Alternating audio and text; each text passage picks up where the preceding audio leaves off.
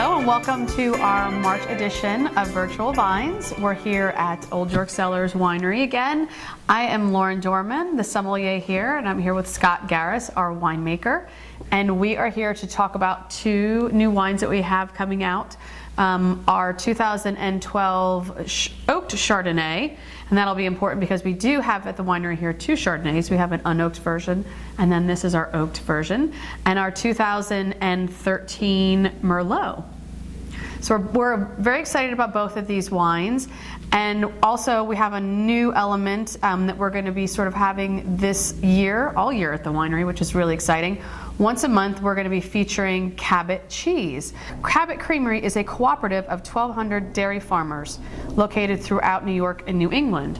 I just assumed they probably had a lot of their own farms, but I didn't realize that they actually get cooperative from a lot of different farms and farm families, and so they're really, agriculture and supporting farms are really important to them. Us being a farm, it's really important to us too, so it's a really nice marriage, not only wine and cheese, but farmer to farmer. So again, like I said, today we're going to be doing the 2012 oaked Chardonnay. Just a little tidbit about the Chardonnay. It has its roots in Burgundy, France. It can be made in a lot of different styles. New World is what we sort of make ours a little bit more in, although it's a little lighter on the oak. You don't see a whole lot of new oak aging in Burgundy. Chardonnay tends to be a little bit higher in acid. Also is more on a fuller bodied end in terms of fruit and weight, so it lends itself really nicely to having a little bit of oak aging. And some of them are done using malolactic fermentation, some are not. It just sort of is up to the winemaker to decide how they want to do that, but again, it lends itself really well to the secondary fermentation because again, it's really high in acid and it's really high in fruit characteristics. It can stand up to a little bit more what I would like to call sort of cellar manipulation. So Scott, why don't you tell us a little bit more about how you made the Chardonnay, this 2012 oaked version? This version here, I used a yeast it's a CY3079. It's a yeast that's designed for the Chardonnay and sort of your Sauvals, Vidals, but it also lends itself a little bit more of a cold temperature fermentation. The initial fermentation is around 55, 60 degrees. It takes a while, it takes a couple weeks in order for it to ferment. Nice, cool, long fermentation, gets all the characteristics into it, and then I go into the malolactic fermentation where I raise up the temperature a little bit so it finishes through there. A malolactic fermentation turns the malic acid into a lactic acid, which it softens it, so you don't notice the acidity into it as much. The acid is still there, so if you do a TA test onto it, it's still there, but it's a little bit softer acid onto it. So it's a secondary fermentation where your first fermentation is all sugar fermentation, which produces the alcohol. And then the second fermentation for the malic fermentation is just transferring the acids into a lactic to a malic acid. Sort of what I always tell people if I'm explaining it to them is malic acid, which is typically more the acid you see in like an apple. So if you think about the crispness of an apple, that's the malic acid. And he's changing it to lactic acid, which is what you're going to find in milk. Yeah. So that's sort of a difference between the two different types of acids. So you're changing sort of the profile, which is why you have a tendency to say Chardonnays are sort of creamier, and everybody sort of assumes that that's the oak. It's not necessarily the oak. It can be a combination of the oak, but a lot of times it's from the malolactic fermentation process. That and the combination with the regular yeast fermentation, the sugar fermentation. So if you combine those two together, it'll give you that creaminess, the buttery character that everybody refers to, where it's the other spectrum from like a Riesling, where a Riesling's not going through that and it's got a lot more acidity and it's very crisp and clean on the tongue. Well, one little interesting thing too is a byproduct of malolactic fermentation, you get something called diacetyl. And just so you know, when you go to the movies and you have them put extra butter on your popcorn, that butter flavor that you're getting on there, because it's not actually really butter, is actually diacetyl. So that's why you get a lot of that buttery characteristic in Chardonnays as well once it's gone through malolactic fermentation. So with the Chardonnay here, I do it real light on oak. It's about 6 months in the oak, where some places will do like a year and a half in oak. This is on the lighter side, so it's only about 6 months in the oak. So it keeps just a little hint of it, gives it a little bit of that cedar notes to it that a lot of people will pull up onto it, but it keeps them a little bit on the crisper side. Yeah, which is nice. I think you're seeing too a lot more of the unoaked version of Chardonnay, I think, than you really used to see for a long time. And I think it, you know, it just sort of goes to people are wanting a little bit less oak. But I think that there's a nice sort of compromise because I think it does add some interesting elements to the wine. So if you're looking at this Chardonnay, again, it probably has a little bit to do with the oak aging. It is definitely a little bit more gold in color when you're looking at it, as opposed to some of the other whites that have, you know, a much lighter color. This definitely has a nice sort of light golden color to it. Right. Some of this is coming from the oak, some of it is coming from a little tiny bit of skin contact. Yep, they do a little bit of skin contact on a lot of Chardonnays. Some people do 8 hours, some will do 12 hours. It all depends on the style that they're looking for. So this has got a couple hours of skin contact, so you get a little bit of the color from that and the oak as well. So now when I'm smelling it, I'm definitely getting a little tiny bit of oak, but the nice thing is it's not overpowering at all. It's just a little bit of those cedar notes that you were talking about, but I definitely am still getting, you know, that appley characteristic. Little esters, yep, a little bit of that.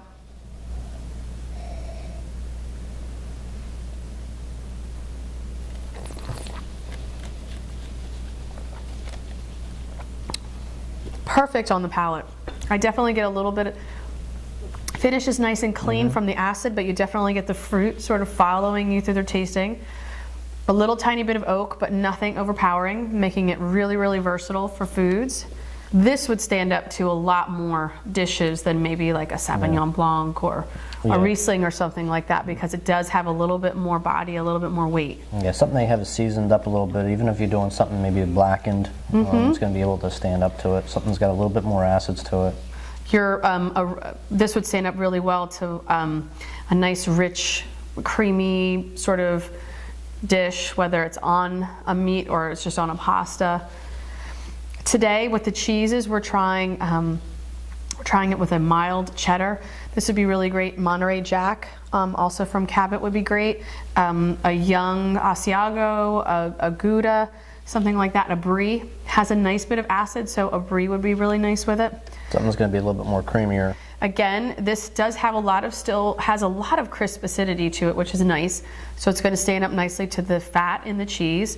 But I think its sort of weight will allow it to go with a variety of cheeses. So here today we're trying it with just a really mild cheddar. And again, you want to sample the wine first, so you get a baseline. Then you want to take a little bite of the cheese, and then take another sip of the wine.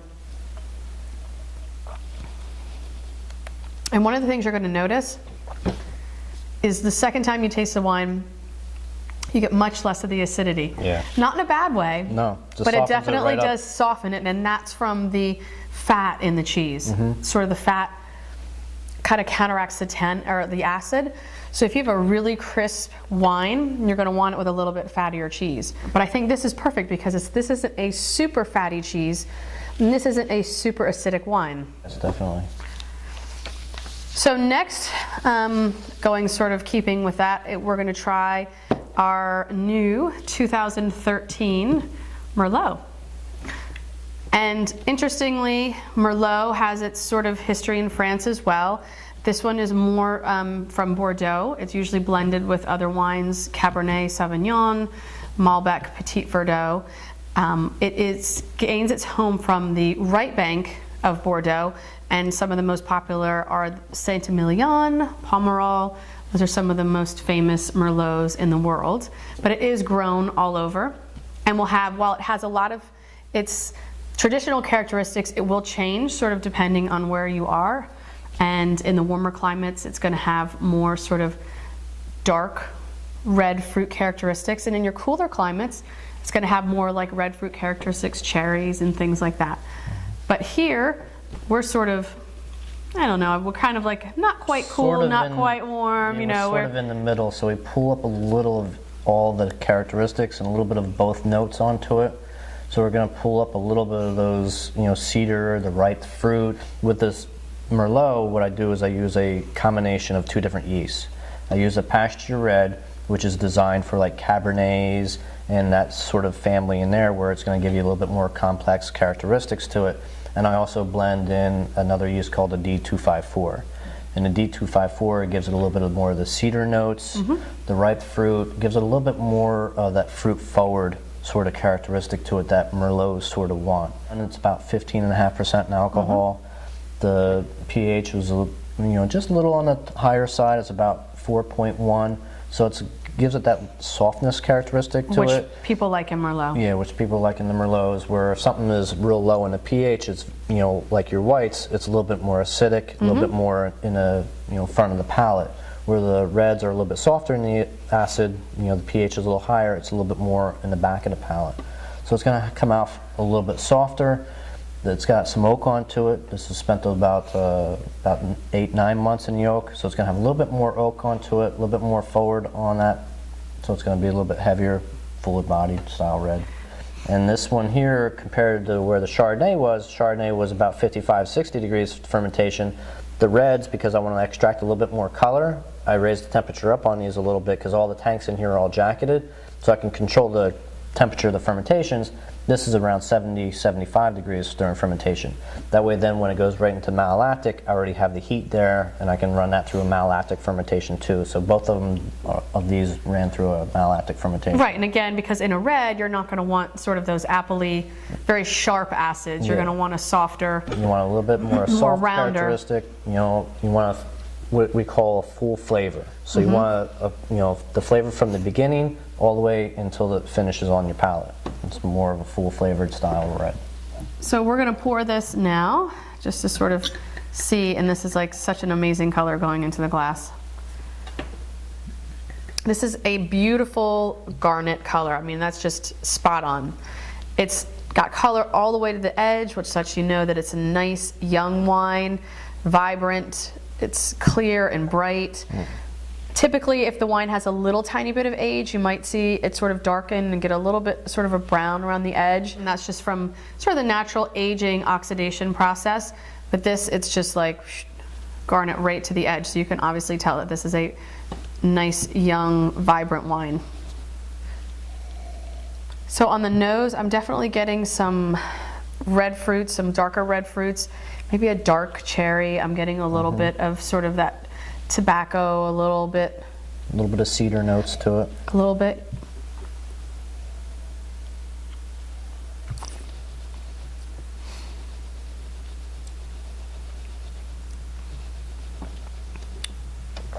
And this one immediately, I mean, it hits your palate and it's like, boom. It's definitely a flavor explosion. And what's really interesting about this 2013 is it's playing a little like it wants to be a Cabernet. It does. That's a pasture red that I use. He says, I'm Merlot, but I might try to play a Cabernet this year because it's got a lot of tannin, much more than you would sort of expect in a Merlot. It definitely has, what's fun about it is it definitely has like the softness of a Merlot, but it's got a nice bit of tannin to it. Good complex flavors. Finish is nice and long.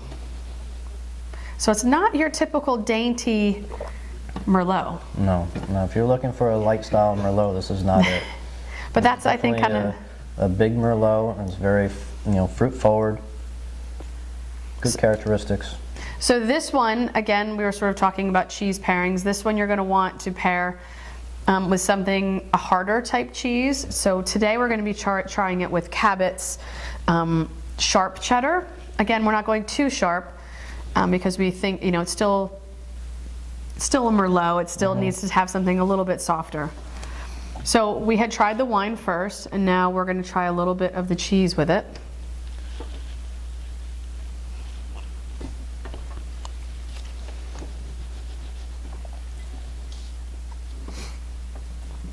Let the cheese sort of coat your mouth. And taste it again. This did something very similar to the Chardonnay. Get a little bit of the fattiness in the cheese. Softens out the tannin a lot too. Yeah, it does. So you don't get that as much in the beginning as you did. And now, for me, when I try it, I just get fruit. Oh, yeah. I get a little bit more smokiness to it. but definitely softens up those tannins. Definitely softens up the tannins and the acid as well, so you just get like a really nice sort of smooth wine. Again, this is the sharp cheddar. They do make a seriously sharp and an extra sharp, but I chose to go with sort of just their basic sharp cheddar cheese because I don't think that it, you know, you don't want it to be too sharp, too pungent. I think this wine still is dainty enough and still has enough sort of softness to it that you don't want to have anything that's too sharp with it. So again, the two wines that we have been tasting today for our March edition of Virtual Vines is our 2012 Chardonnay and our 2013 Merlot.